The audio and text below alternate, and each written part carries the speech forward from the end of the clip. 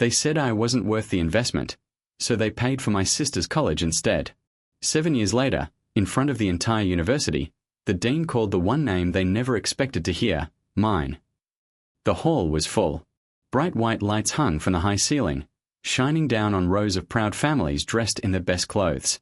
The air smelled like perfume, fresh flowers, and polished wood. Cameras flashed every few seconds. Soft music played in the background while students in black gowns whispered to each other, adjusting their caps. I stood near the back of the auditorium. My suit was simple. Dark blue.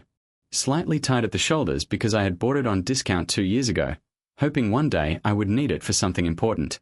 I smoothed the wrinkles with my palms and let out a slow breath. 7 years. 7 years ago, I had stood in our small living room holding 2 acceptance letters in my shaking hands. I got in, I had said quietly. The same university as her. My sister had screamed with excitement. My mother hugged her tightly. My father smiled proudly. Then I handed them my letter. Silence. My father's smile faded first. We can only afford one child's college, he said, folding his hands behind his back like he was discussing business. Your sister has more potential. More potential. The words were calm. Clean. Final. My mother didn't look at me when she added softly, You're strong. You'll manage. Manage. That night, I packed my clothes into one old suitcase. My sister was on the phone with her friends, celebrating. My father was calculating tuition fees at the dining table. My mother left a plate of food outside my door but never knocked. No one told me to stay. So I left. Back in the present, I shifted my weight and looked around the auditorium again. Parents filled the front rows. Expensive watches. Gold jewelry. Proud smiles. Some held bouquets wrapped in shiny paper. Others held tissues, already emotional before the ceremony even started. I had imagined this moment many times. Not the applause. Not the medal. But the feeling of standing here without anyone beside me. The first 2 years after I left home were the hardest. I worked at a grocery store during the day, stacking shelves until my back burned. At night, I cleaned tables at a small restaurant near the bus station.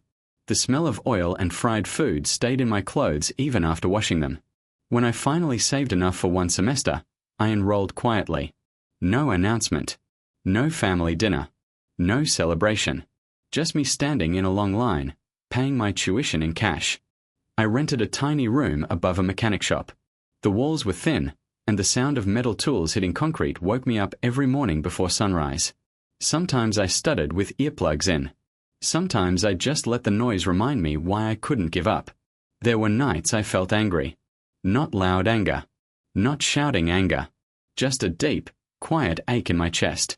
I would open my phone and see pictures my mother posted online. My sister smiling on campus, captions filled with pride. Our future doctor.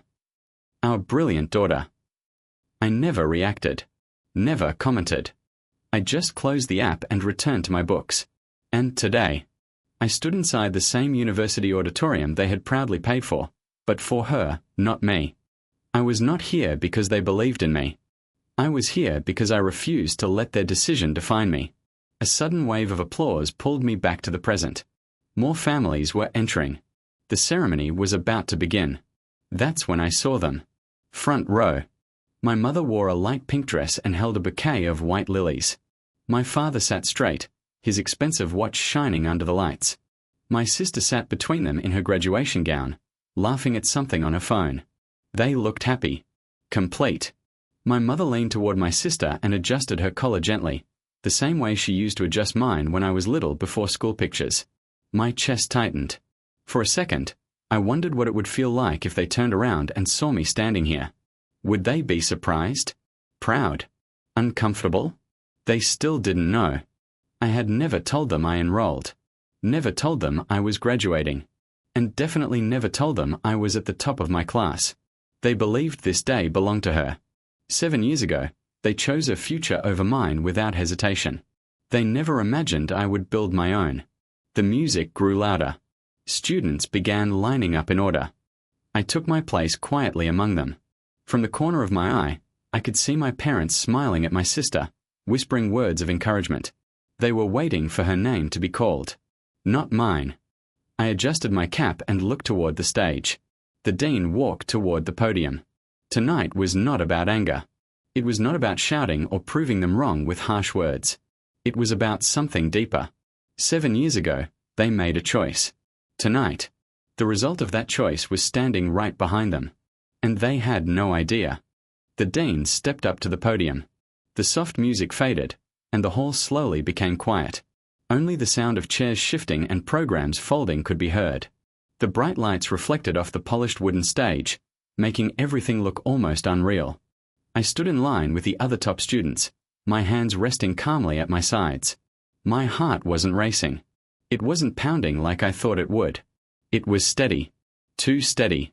From where I stood, I could see my family clearly. My sister leaned closer to my parents and whispered, "I told you I'd make you proud." My father smiled with confidence. He squeezed her shoulder gently. "We always knew you would." Always. That word felt heavier than anything else. Always knew. 7 years ago, they hadn't known anything about me. Or maybe they had. Maybe they just didn't care enough. A memory rose in my mind, clear and sharp. Our living room. The old brown sofa. The small wooden table with scratch marks from years of use. "I got accepted too," I had said that day, trying to keep my voice steady. My sister had been jumping up and down, waving her acceptance letter like a trophy. My father didn't even look at mine for more than a few seconds. "We can't waste money on 2 tuitions," he said flatly. Waste. I remember the way that word hit me. Like my dream was something extra. Something unnecessary. My mother had tried to soften it. "Your sister's dream is bigger," she whispered gently, as if that made it kinder. Bigger. As if dreams had sizes. Back in the auditorium, applause broke out as a student's name was called. A girl walked across the stage with tears in her eyes. Her parents stood up, clapping proudly. I swallowed and focused again.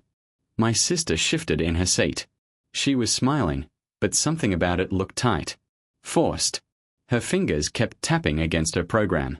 Tap, tap, tap. Nervous. I knew that nervousness. I had seen it before. 3 months ago, I had sat across from her in a quiet study room in the library.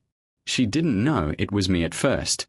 I had signed up as a volunteer tutor under a different name. I kept my voice calm and neutral. She had failed 2 classes that semester. She had looked embarrassed. "I don't understand why it's so hard," she had whispered, staring down at her notes. I wanted to say so many things. I wanted to ask her if her dream was still bigger. But I didn't. I simply helped her. Explained the lessons slowly. Watched her struggle. Watched her try. She never recognized me. Maybe she never expected to see me there. Maybe, in her mind, I was still the brother who left because he couldn't make it.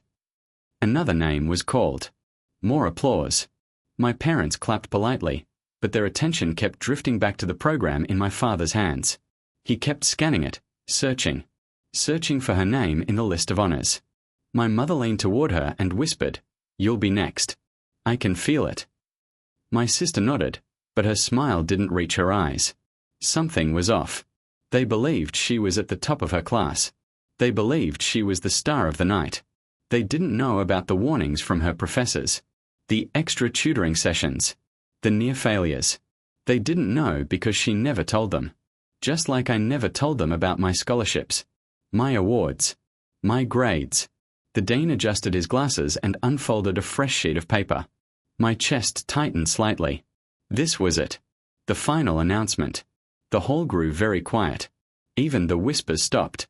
And this year's valedictorian is. The pause felt long. Heavy. I saw my sister close her eyes, almost preparing for the sound of her own name. My father leaned forward, elbows on his knees. My mother pressed her bouquet tightly against her chest. I could see their expectation clearly. They were ready to celebrate her. Ready to prove their choice had been right. The dean looked up and smiled. My parents paid for my sister's college but not mine. And yet, tonight, please congratulate Daniel Kahn. For 1 second, no one reacted. The name floated in the air like it didn't belong. Then I heard my mother gasp. My father's head turned slowly, like it weighed too much. Their eyes searched the rows behind them. And then, They found me, standing in a black gown, wearing the same university crest they had paid for, but not for me. My sister's eyes widened. Her face lost color. The applause started slowly. Then it grew louder, stronger. But in that moment, the loudest sound in the room was the silence between us. 7 years of silence. 7 years of distance. 7 years of believing I was less. And now, they were staring at the proof that they had been wrong.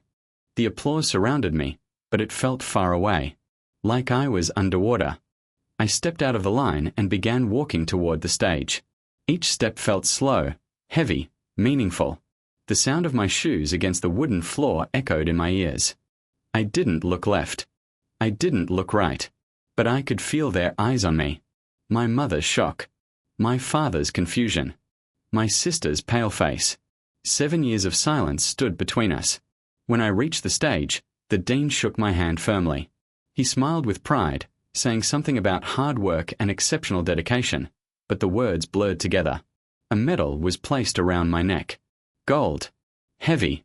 Not just metal, proof. I turned toward the microphone. The hall slowly quieted again. Hundreds of faces looked up at me. And in the very front row, my family. I took a small breath. I want to thank the people who didn't believe in me, I began calmly.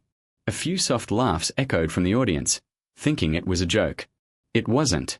7 years ago, I would have trembled speaking in front of this many people. But tonight, my voice was steady. 7 years ago, I was told I wasn't worth the investment. The room grew still. I saw my father's jaw tighten. I was told that money should be spent where it would bring the best return. My mother's eyes filled with tears. I was told someone else's dream was bigger than mine. My sister looked down at her hands. I didn't raise my voice. I didn't show anger. That made it stronger. I worked during the day, I continued. I studied at night. I rented a small room above a mechanic shop. Sometimes I fell asleep at my desk. Sometimes I didn't eat properly. The audience listened carefully now. But I'm grateful, I said. That made my father look up quickly. Grateful? Yes. Because when you have nothing, you learn to build everything. Silence. Deep silence. And to my parents, I said, finally looking directly at them, thank you for choosing her. My mother broke down completely then. She covered her mouth with her hand. My father couldn't meet my eyes. Because if you had chosen me, I continued softly, I would have never known how strong I really am. Applause slowly began again. It grew louder. But this wasn't about the applause. This was about something else. After the ceremony ended, families rushed forward with flowers and hugs. Cameras flashed. Laughter filled the hall. I stepped down from the stage. My father moved toward me first. Son, he started. His voice was no longer confident. It was unsure. I gently raised my hand to stop him. Not angrily. Just calmly. You invested in what you thought would give you the best return, I said quietly. He swallowed. I turned slightly toward my sister. She failed 2 classes this year. The words landed softly, but they hit hard. My mother froze. What? She whispered. My sister's eyes widened in panic. I know, I continued calmly. I've been tutoring her. My father blinked. Tutoring. Anonymously, I added. Their faces changed slowly. Confusion. Shock. Realization. She didn't recognize me, I said gently. Maybe she never expected to see me here. My sister's lips trembled. I didn't tell you because I didn't want you to feel ashamed, I said to her quietly. Struggling doesn't make you weak. Then I looked back at my parents. But choosing one child over another does. They didn't argue. They didn't defend themselves. For the first time in my life, they had nothing to say. You paid for her education, I continued. My fingers touched the medal around my neck. I paid for mine. The sentence was simple, but it carried 7 years inside it. 7 years of nights alone. 7 years of silence. 7 years of proving something without telling anyone. My mother tried to step closer. Please, come home, she whispered through tears. Home. The word felt different now. I looked at them both. I never left because I wasn't capable, I said quietly. I left because you believed I wasn't. My father's shoulders dropped. That hurt him, but not more than it had hurt me 7 years ago. I adjusted my gown and stepped back. This wasn't about shouting. This wasn't about revenge with anger. This was something deeper. They had spent years believing they chose the stronger child. Tonight, they learned strength doesn't come from money. It comes from being overlooked, and rising anyway. I gave them one last look. Not full of hate. Not full of bitterness. Just truth. Then I turned and walked toward the exit. This time, they were the ones left behind.